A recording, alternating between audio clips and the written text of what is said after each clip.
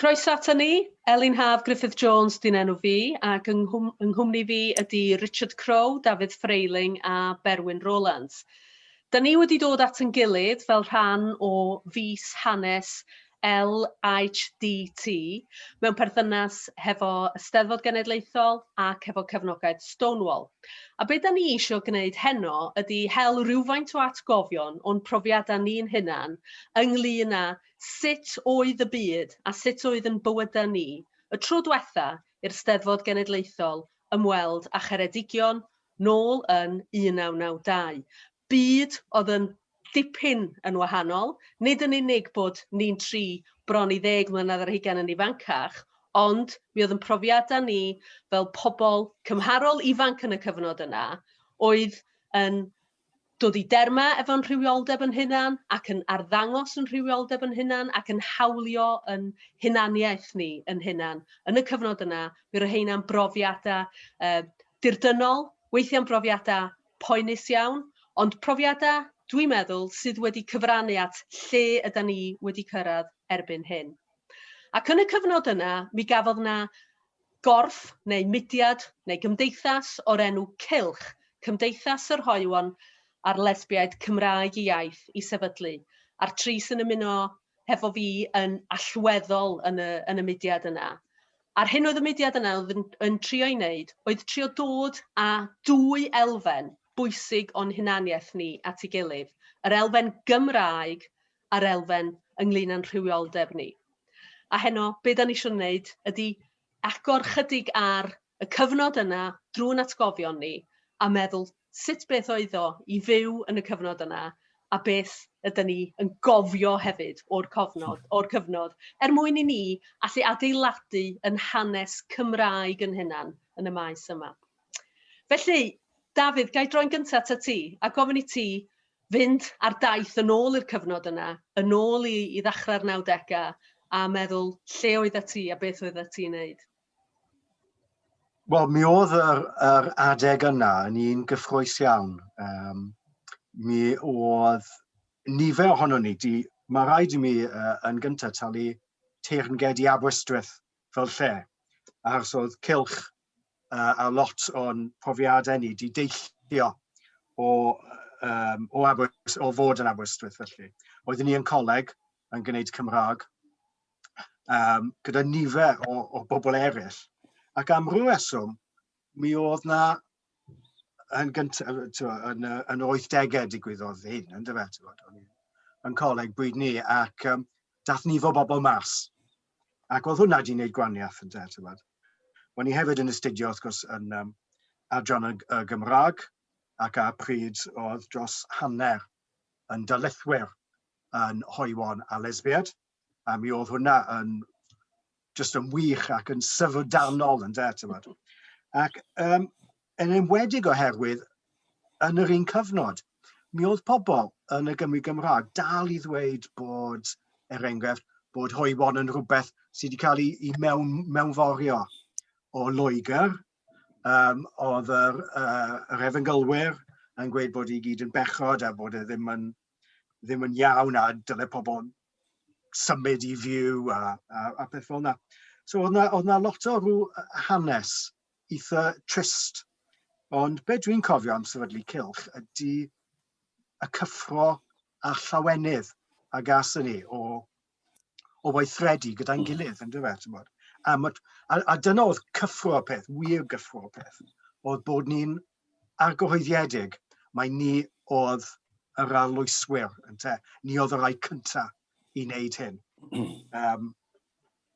Oedd lot ohono ni di bwrw yn prentisiaeth mewn ffordd gyda Chymdeithas y Iaith, ac oeddwn ni jyst yn dwgyd syniadau y math law yn dyfe o mudiad, ac gyda syniad gwaelodol felly, y gall criw bach iawn o bobl wneud uffach o sblwyt cyn belled bod pawb yn fodlon mentro yn dyfe.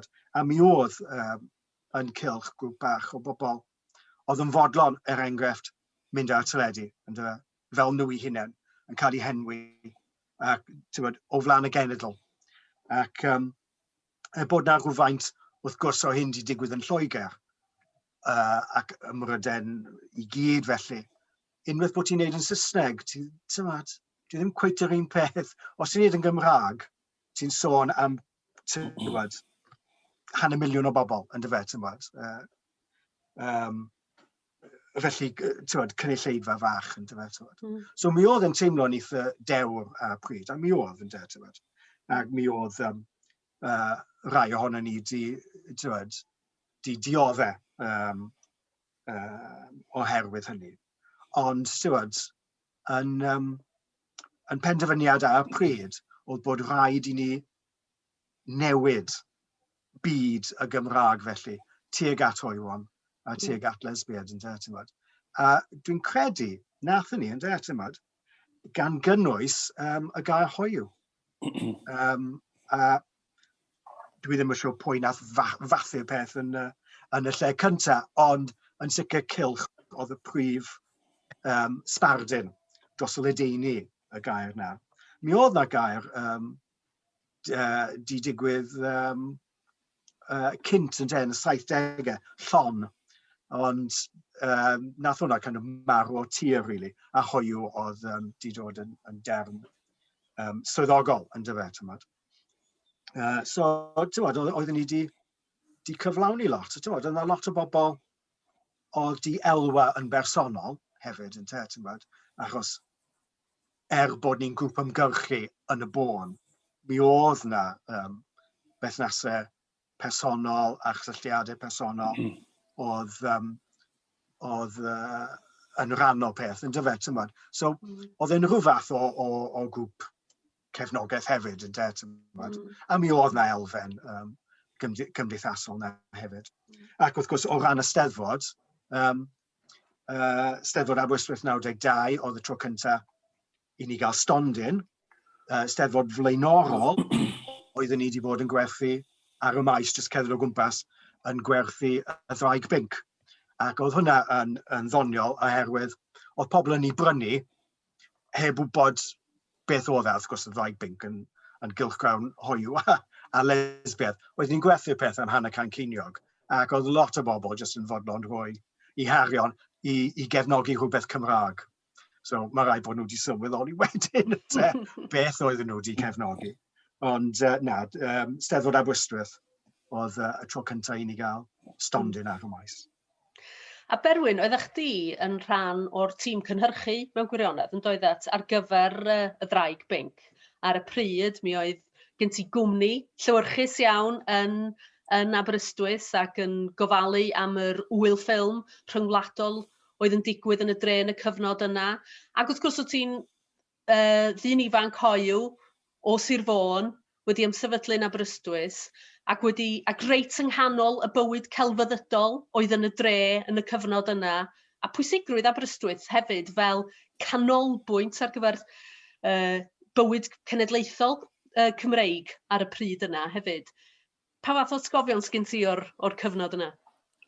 Lot o atgofion, ond dwi'n mynd cofio nhw i gyd. Mae'n gyd yn rhyw fix bach, ond y sicr, fel mae Dafydd wedi sôn, dwi'n gwbl argyhoeddiedig bod Aberystwyth fel cymeriad wedi galluogi nifer fawr o bethau ddigwydd, a fel ddari ti sôn, 92 ar Steddfod, ond oedd pethau wedi digwydd, lot cyn hynny.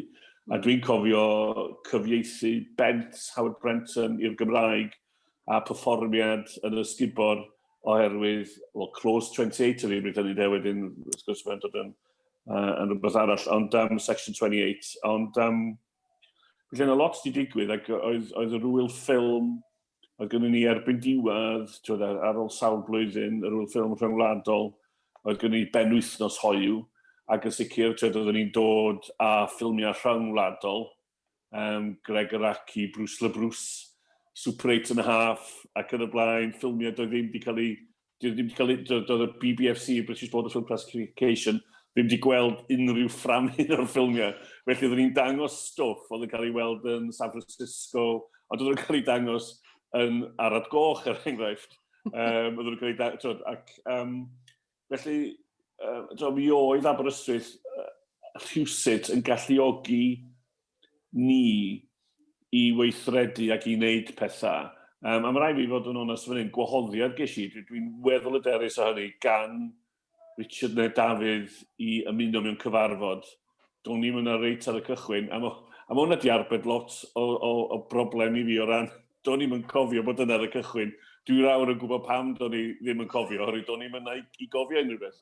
Ond yn sicr, mi oedden ni wedi creu ymwybyddiaeth, oedden ni wedi creu, mi oedd na, nes ti sôn, o'na rhywbeth go iawn yn bodoli, dwi'n hiraethu'n ofnadwy am y cyfnod hynny, ac a dwi'n credu dio ddim wedi digwydd wedyn. Mae yna lot o bethau yn digwydd, dwi'n mynd dweud hynny, ond yn y cyfnod yna, a do'n i ddim yn hyderus, fel oedd Dafydd yn awgrymu, ond wrth edrych yn ôl, mi ydyn ni. Ond do'n i'm yn sylweddoli ar y pryd. A dwi'n meddwl dyna oedd yn ddifyr i fi, oedd o rhywbeth oedd ti'n gorfod i wneud. A dwi'n cofio, o'n i'n gallu bod yn hapus hyderus fel Berwyn cyfarwyddwr gwyl ffilmiau oedd yn annog bobl i wedi weld ffilmiau hoyw, oedd yn rhan o'r mainstream iris, ddim iris, iris ydi heddiw, ond mainstream y rwyl. Ond oedd bod yn Berwyn, oedd yn cyfadda fod o'n hoyw. A ti'n gwybod, mi oedd yn genedlaeth ni, prin iawn oedd ni'n sôn am ryw. Ti'n gwybod, felly, bod ni allan, ac bod ni'n allan hyderus, doeddwn ni ddim mewn gwirionedd yn cael trafod rhai pethau. Felly, mi oeddwn ni'n arwain, yn sicr. Dwi'n cytuno fe, Dafydd, dwi'n meddwl oeddwn ni'n gwybod bod ni yn arwain, dwi'n neb arall yn neud o. Ac yn sicr, o'n i'n teimlo weithiau, bod ni'n arwain oherwydd bod ni eisiau gwneud o drwy gyfrwng y Gymraeg. Ac oedd hwnna i fi, so oedd gorau dewis bod yn hoyw, neu bod, oedd y ddau beth mor bwysig, ac oedd ti'n teimlo weithiau bod ti'n yn ymladd yn erbyn y sefydliad Prydeinig, a dwi'n ffeindio fe heddiw, pan mae pobl yn cofnodi, dyna pan mae'r prosiect yma mor bwysig, pan mae pobl yn cofnodi hanes, datblygiad, bywydau pobl, lesbiydd a hoyw, deurywiol a traws heddiw, wrth gwrs. Dydyn nhw bron iawn bod nhw'n diastyru ni o hyd. Hyd yn oed, heddiw. Felly, mae'r prosiect yma yn un pwysig iawn, ond i fynd yn ôl i Aberystwyth, swn i'n neud bob dim wnaethon ni eto. Swn i'n neud y cwbl lot eto, a dwi'n falch mod i wedi dysgu llwyth. Ti'n gwybod, o'n i'n genfigennus o Frayling. Ti'n gwybod, ac oedd Richard yn dod o rhywbeth lle oedd i allu o i sgwennu ac i lefaru yn goeth yn y Gymraeg. A dyna oedd yn neis, dwi'n credu, oedd gen ti o dy gwmpas ti fel Cylch. Oedd gen ti llwyth o bobl erbyn y diwedd oedd yn arbenigo ni Maes eu hunan. Ac felly, oedd ti yn llawn pobl efo barn ac yn llawn pobl efo syniadau. Ac oedd hwnna'n brofiad arbennig. Arbennig. I fi, dedach yn mynd yn emosiynol mewn gwirionedd. Ti'n gwybod, sy'n eithaf modd cael mynd nôl am gyfnod bach jyst i ista mewn pwyllgor. Yn trafod papur ailgylchu. Ie. Ond oedd o'n gyfnod yn dweud, oedd o'n gyfnod lle oedd na lot fawr o egni o gwmpas, oedd na lot o densiwn o gwmpas. Oedd y ti Berwyn yn cyfeirio rwan ynglyn â bod yn genfigennus o hyder a beiddgarwch Dafydd, ond dwi'n siŵr oedd na lot o bobl hefyd yn edrych arna ti, ac yn edrych ar dy berthynas di efo Grant, y ddau ohonoch chi allan yn hyderus i bobl o'r tu allan o leia, ac yn rhan mewn gwirionedd o'r to cyntaf sylweddol, dwi'n meddwl, o bobl na sod allan a sydd wedi aros allan dros y blynyddoedd. A dwi'n meddwl na ni fel cenhedlaeth ydy'r genhedlaeth gyntaf lle da ni'n niferus yn faint o bobl ddoth allan naill ai tua'r un pryd neu wrth i ni fynd chydig bach yn hyn. A does na ddim to hun na ni o'r un maint wedi dod allan. Yn amlwg, mae yna genedlaethau ar yn hola ni wedi dod allan ac yn llawer iawn mwy niferus. Ond mi oedd o'n gyfnod, dwi'n meddwl, yn gyfnod o newid cymdeithasol, yn gyfnod o densiwn, lle canolog i Aberystwyth yn y tensiwn yna. Ac wrth gwrs Cylch yn fudiad, lle oedd yna rei pobl i fewn yn y mudiad, rei pobl tu allan i'r mudiad, dipyn bach o dyndra mewnol wrth gwrs, a dipyn o bobl o gefndiroedd gwahanol. A Richard, oeddech chdi wedi bod reit yng nghanol y tensiwn yna hefyd, yn doeddet, yn fwy personol o bosib na nifer o rei eraill ohono ni? Ie, mae hwnna'n wir yn dydi, ar sawl cyfri mewn gwirionedd, achos enw dwi'n gyda fel oedd, dwi'n siŵr oedd Dafydd wedi dweud hyn, ond oedd nifer ohono ni wedi dysgu'r Gymraeg. So fel pwyslais Cylch ar fel cyfuno hoiwder a chymreictod, oedd nifer o bobl oedd wedi dod o'r tu allan i'r byd Cymraeg mewn gwirionedd. So oedd hwnna yn un agwedd ar y peth, ond ie, i fi yn bersonol, os dwi'n meddwl nôl i 92, o'n i newydd ddod allan.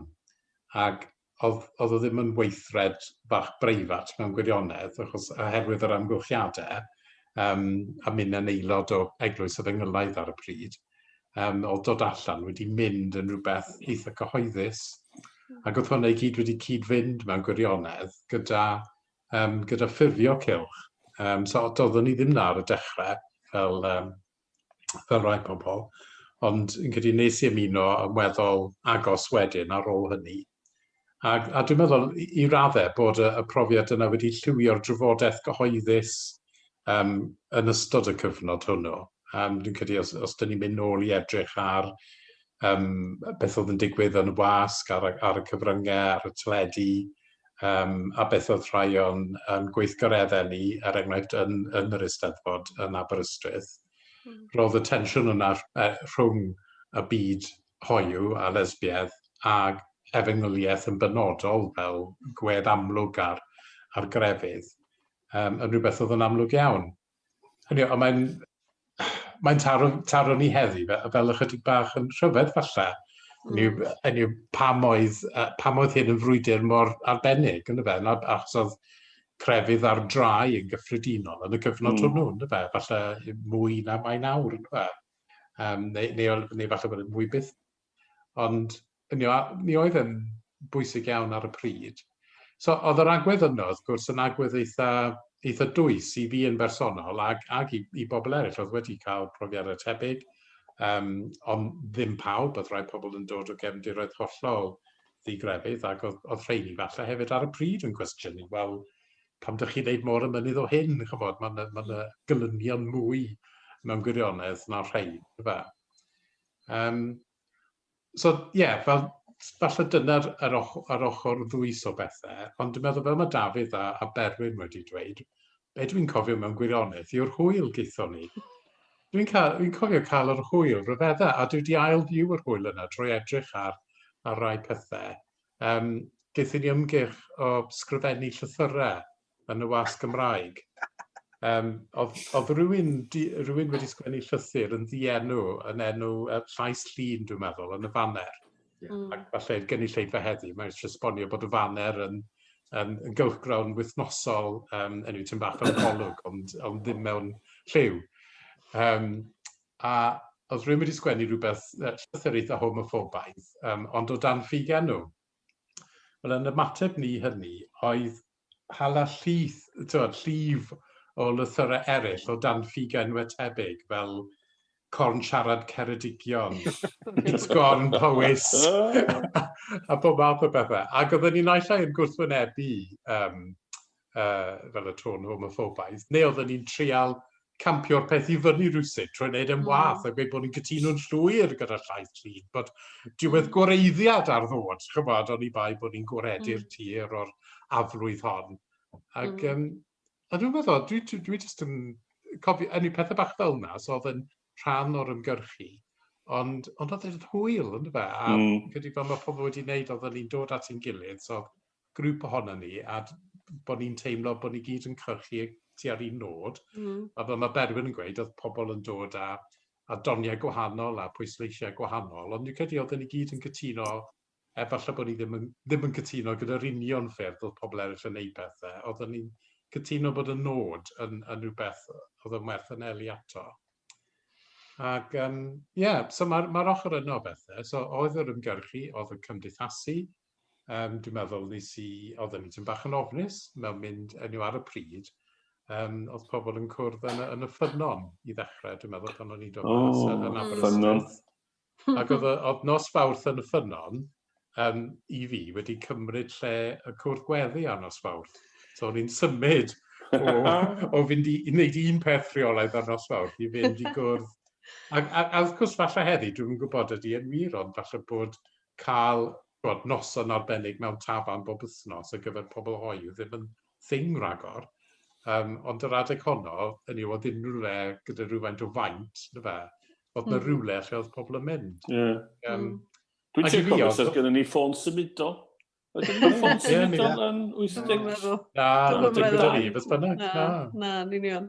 Ond un o'r pethau oedd yn, hynny di, oedd crefydd ar drai yn doedd yn y cyfnod yna, ond mi gafodd yr agweddau ceidwadol homophobaidd o fewn crefydd, dipyn bach o ryw power boost drwy llywodraeth geidwadol ar y pryd, yn do? Ac mi nath pethau fel cymal 28 gael ei ddefnyddio wedyn i ymbweru yr homophobes yn yn cymdeithas ni. Achos, dwi'n meddwl, un o'r pethau sydd yn anhygol, falle i bobl o genhedlaeth hollol wahanol i wybod amdano fo, di ar y pryd yna, doedd na ddim cydraddoldeb yn yr oedran cyd-synion, nac oes? Enghraifft.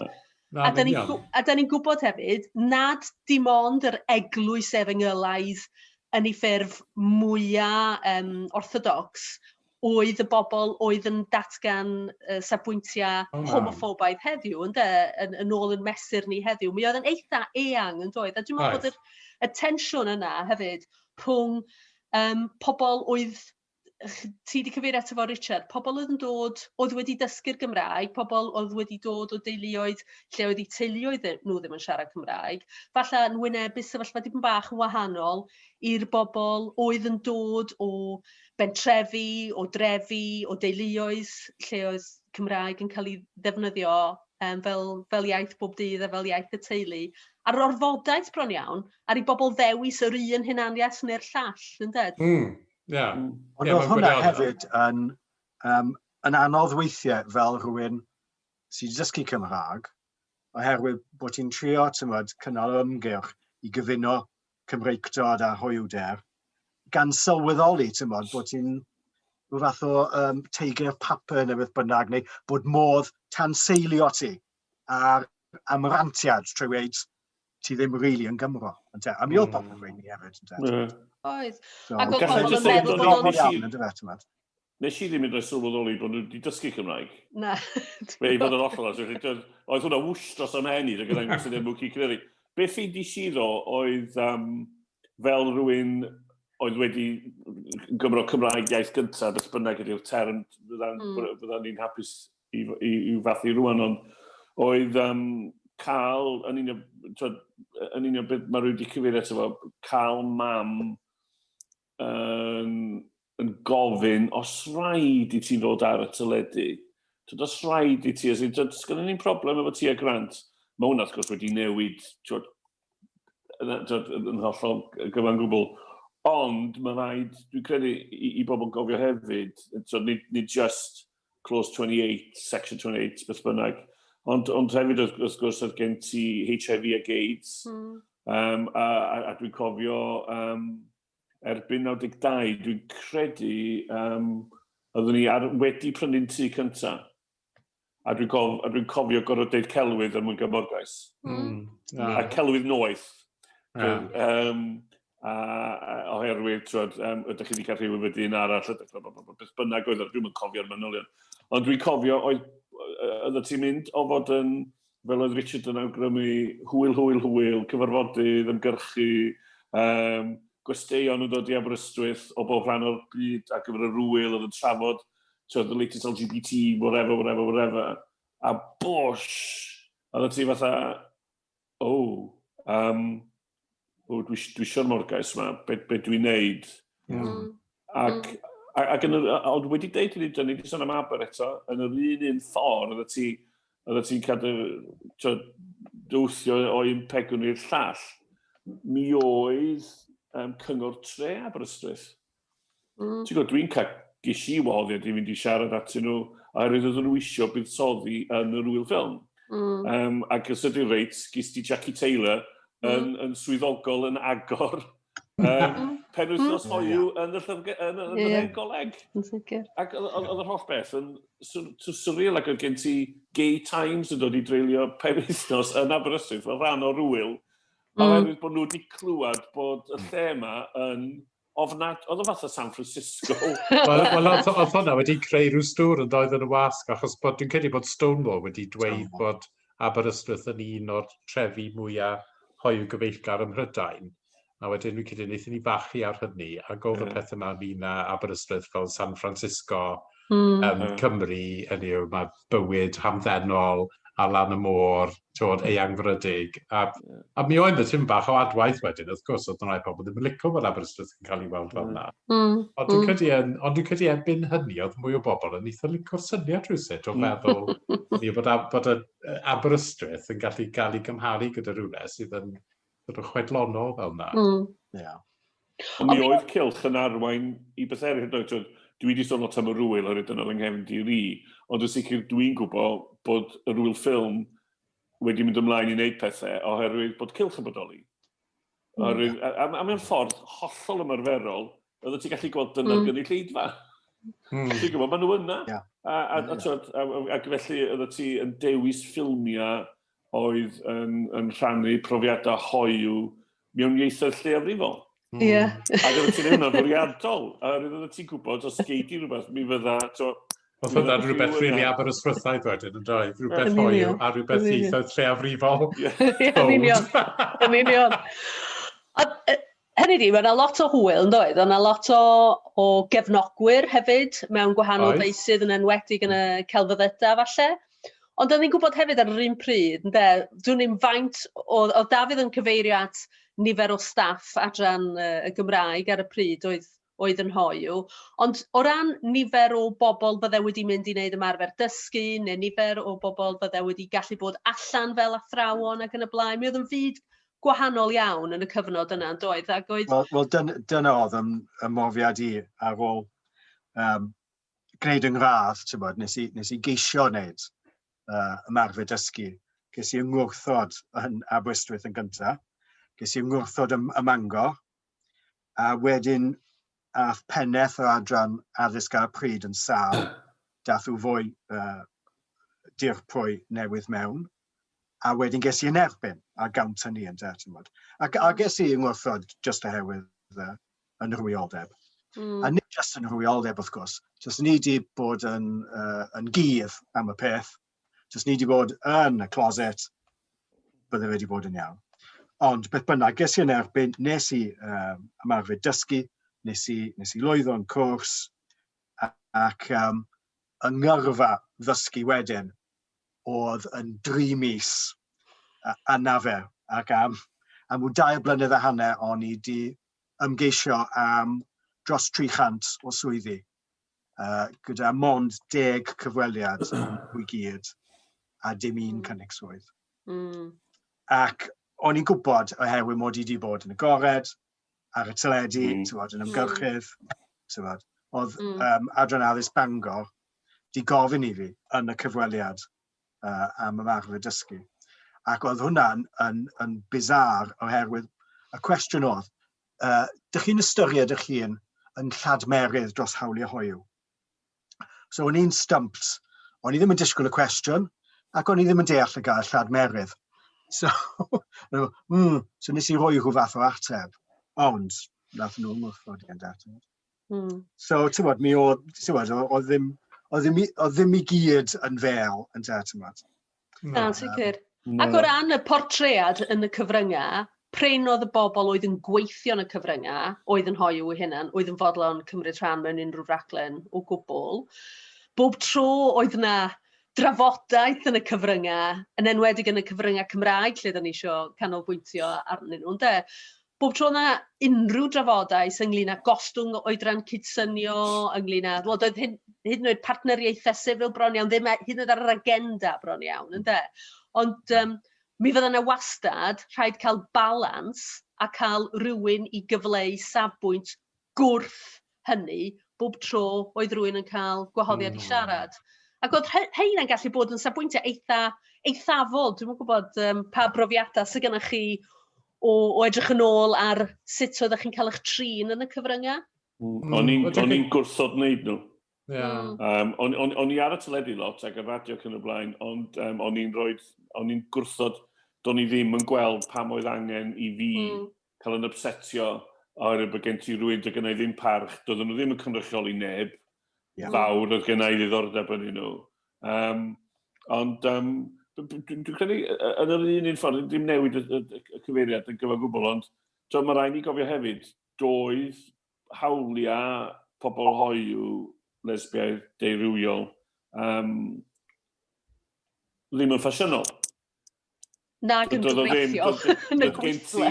Doedd gen ti ddim adrannau mewn sefydliadau oedd eisiau sôn am diversity, oedd eisiau, doedd o'n bodoli, ac felly beth ffeindi si oedd, mae profiadau Dafydd yma yn digon I wneud ti grio neu sgrechian, ond oedd pan oedd person yn dy gefnogi di ac yn dangos brwdfrydedd yn gweithgaredda cylch neu beth bynnag oedd yn digwydd bod, oedd nhw'n go ddifri. Oedd ti'n teimlo bod nhw yn sefyll hefo ti. Oedd ddim just yn ticio blwch. Ie, ac o'n i'n crio drwy'r adag, os yna rhywun yn dweud rhywbeth neis. Ac o'n i'n beichio crio, ac oherwydd o'n i'n credu bob gair oedd nhw'n dweud. Dwi'n mynd dweud bod I ddim yn credu bob gair mae pobl yn dweud heddiw, ond ti'n gwybod, doedd gan y pobl yma oedd yn cefnogi ni, doedd na ddim mantais iddyn nhw. Sigi, doedd na ddim mantais I Dafydd, nag oedd? Ti'n gwybod, o ran methu cael swydd ac yn y blaen. Ac felly oedd unrhyw un, doedd ddim yn gorfod bod yn rhan o'r peth, yn dangos brwdfrydedd. A mi oedd hynny'n bwysig. Da ni sôn lot am alais heddiw. A dwi'n mynd dweud bod alais heddiw ddim yn bwysig. Mae'n rhaid mor ofalus o does beth sydd I ddweud ydy hyn. Ond mi oedd alais Britannu, dwi'n mynd allan o'i ffordd bron iawn, dwi'n pigo ffeit, doedd ddim angen iddyn nhw'n wneud. Oedd ddim yn hawdd iddyn nhw chwaith. Oedd hi'n ieithu gyda ni. Ond jyst I fynd nôl at y pwynt y cyfryngau, dwi'n cytuno'n llwyr â Berwyn, ac o'n i'n neud lot o waith neu lot o cyfweliadau neu beth bynnag. Ac oedd wastad rhywun anymunol yn Oedd ti byth yn siarad rhywun yn y gornel goch neu beth bynnag. Oedd yn ddifyr mewn nhw ffordd, really. Yr unig beth weda I ydy ynghylch yr Efengils.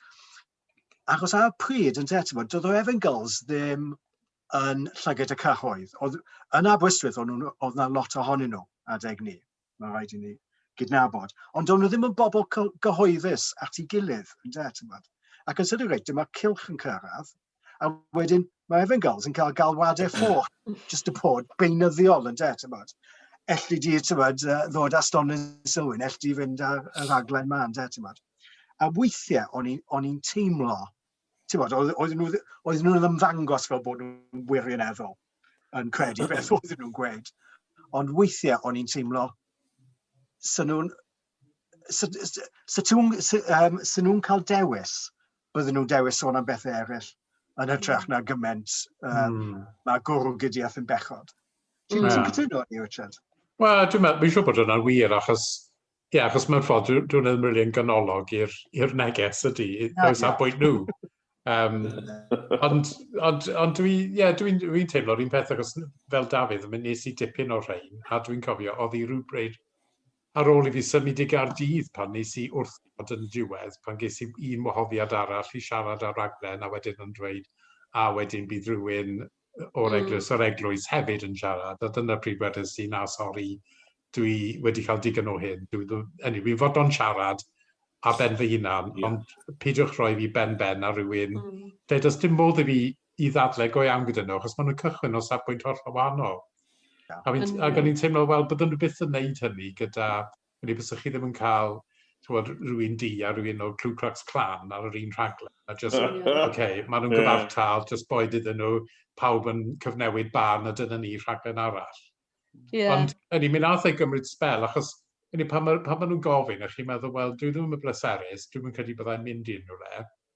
Ond ar y llaw arall, os oes un person, a mae hyn falle fel yn safbwynt efo'n gynnoedd, os dwi'n llwyddo i perswadio un person trwy ddadlau yn resymegol, bod i ddim yn gofyn am ddifyr mawr, bod y byd ddim yn mynd i ddod i ben, os oedd y newid mae'n digwydd, bydde fe'n werth wneud e.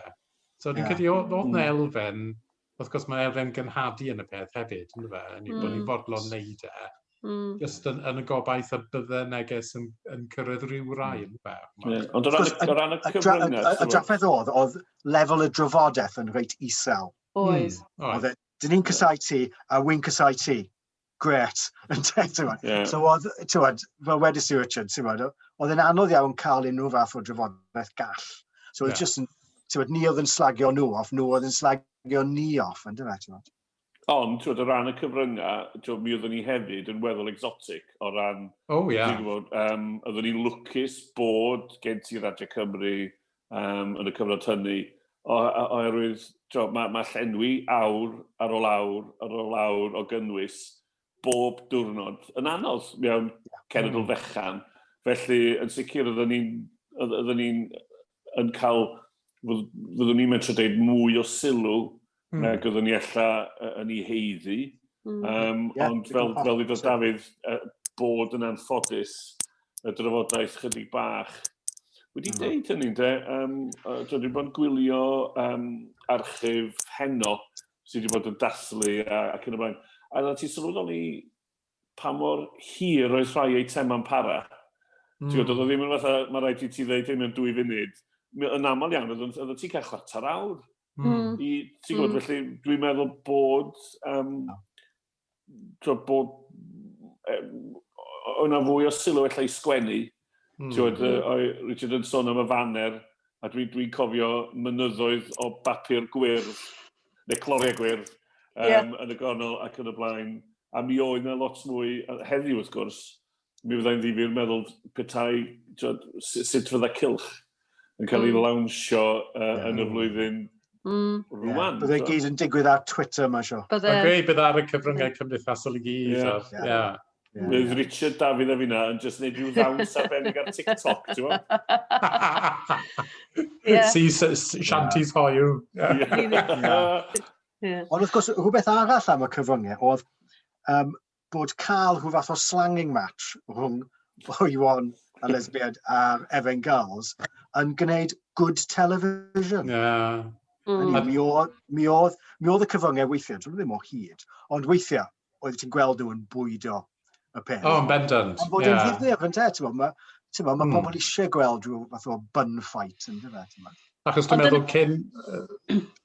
O'n i jyst yn mynd i wedi'i cyn dyddiau partneriaeth sifil, fi'n credu, falle mae henodd yn neud e, oedd yna rhyw eitem yn mynd i fod, ac oedd yn neud y trail ma o 2 ddyn yn priodi, ac nhw o'r cefn dwi'n meddwl, ac yn cusanu, a wedyn wrth gwrs nhw'n chwarae hynny yn gyson, yn gweud, dyn ni'n mynd i drafod hyn, di mawrth nesaf neu rhywbeth.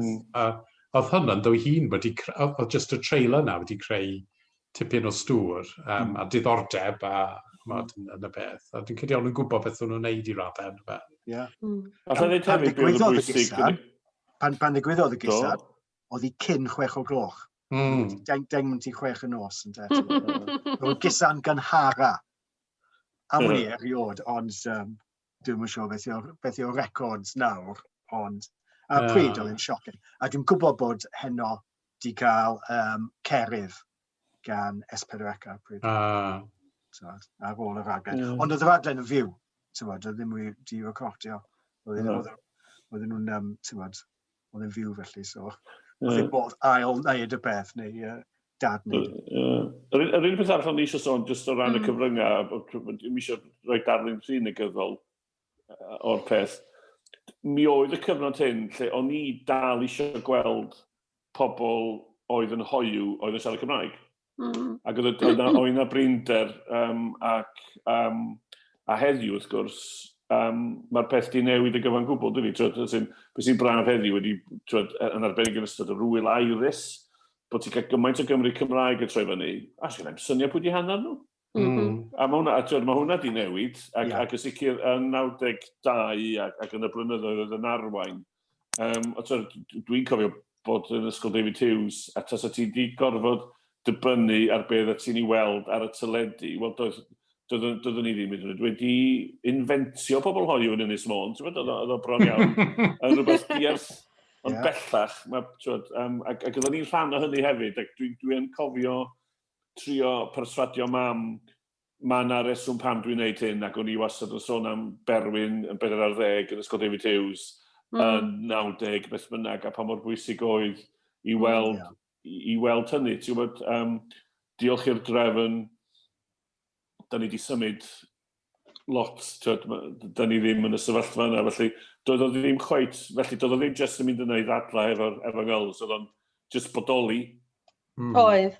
Ac yn sicr mae'r Berwyn 40 oed, mi oedd yna dipyn o Berwyns 40 oed o gwmpas Cymru pan oedden ni yn unigeiniau, a dwi wedi siarad efo nifer o bobl oedd yn cofio Steddfod Aberystwyth ac yn cofio yr digwyddiadau'n Steddfod Aberystwyth ac yn cofio presenoldeb Cylch a'r sylw cyfryngol o gwmpas hynny yn ôl yn y cyfnod yna, a bod hynny wedyn yn dechrau helpu pobl eraill i fod yn gallu dod ar ddwy hunaniaeth yma at ei gilydd, yr hunaniaeth Gymraeg a'r hunaniaeth ar sail rhywioldeb. Ac bod ddim wedi bod yn daith hawdd, ac fedrwn ni ddim chwaith cymryd y clodd am bob peth sydd wedi galluogi ni i gyrraedd lle da ni heddiw. Dwi'n argyhoeddiedig bod beth oedd yn digwydd o gwmpas y mudiad Cylch, o gwmpas Aberystwyth, ac yr Eisteddfod hefyd yn rhan o hynny, a'r wyl ffilm hefyd, Berwyn fel ti wedi cyfeirio ati hi, bod yr holl fudiad ar egni yna wedi bod yn rhywbeth nath wneud y newid i ddod ar ddwy hunaniaeth yma, y Gymraeg a'r hunaniaeth ar sail rhywioldeb at ei gilydd. A dwi'n meddwl bod ni mond falle heno wedi agor cil y drws ar yr hanes cyfoethog sydd gennym ni, ac mae wir angen i ni fynd yr afal i drio cofnodi mwy o'r hanes yma mewn gwahanol ffyrdd drwy siarad efo pobl eraill. Dim ond 4 ohonon ni sydd yma heno, ond mae yna bobl eraill, dim pawb wedi derbyn y gwahoddiad i ddod heno, ond mae yna fwy o gyfleoedd i ddod, ac falle gawn ni fwy o amrywiaeth a mwy o agweddau gwahanol ar hanes y cyfnod hefyd.